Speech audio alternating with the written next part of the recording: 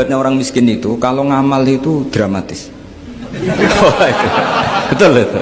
Jadi makanya kenapa Nabi suka orang miskin. Loh, saya pernah ditanya, saya ini punya teman yang kaya raya. Dia biasa ngamal 1 miliar, 2 miliar.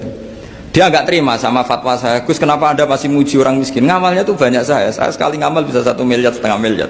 Tapi kata saya, ngamal kamu itu tidak dramatis, nggak seru kata saya. Terus dia tanya, kok bisa Gus? Dia orang kaya, paling ngamal 1 miliar untuk bangun masjid, 1 miliar, setengah miliar bangun pondok, setengah miliar. Tapi kalau orang miskin, misalnya tukang beca, orang miskin kan pasti kawannya orang miskin.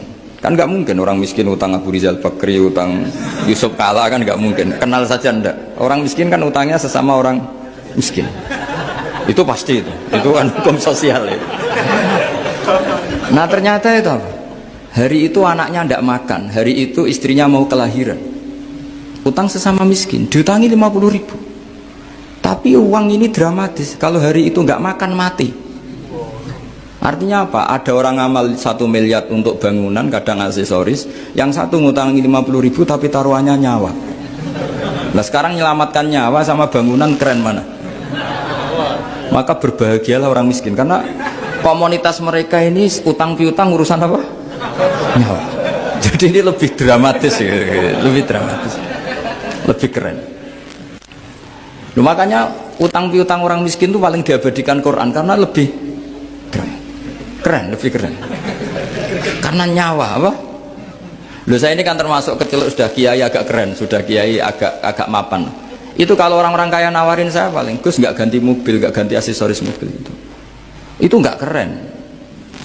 Al-Nadikan tetap ngamal pun nggak keren. Tapi kalau orang miskin, saya sering kan dengar cerita mereka orang itu ngeri. Kayak cerita yang diabadikan Quran itu, wayu siruna ala anfusihim walau kana bihim khassas. Itu Nabi mengumumkan saya punya tamu tapi hari ini saya tidak bisa hormat tamu.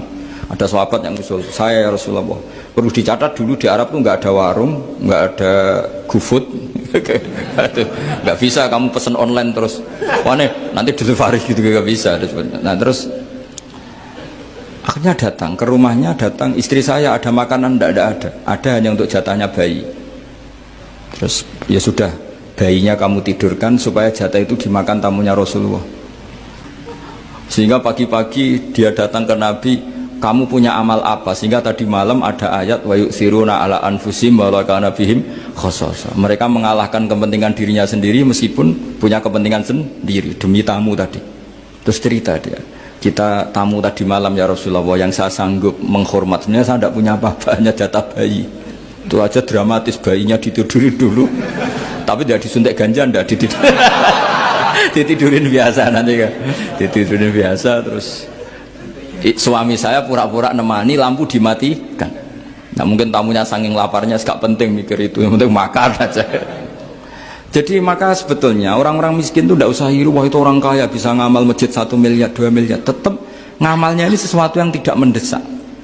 Tapi sesama orang miskin, kalau temannya minta tolong itu mesti dramatis. Istri mau kelahiran, kematian, kelaparan. Wah yang diselamatkan itu seru semua. Artinya gini ya, kalau miskin ya nikmati saja, itu ada peluang untuk menyalip pahalanya orang-orang. Tapi yang kaya ya tetap kaya. Kalau semuanya miskin, nanti yang miskin kerja di mana kalau semuanya miskin?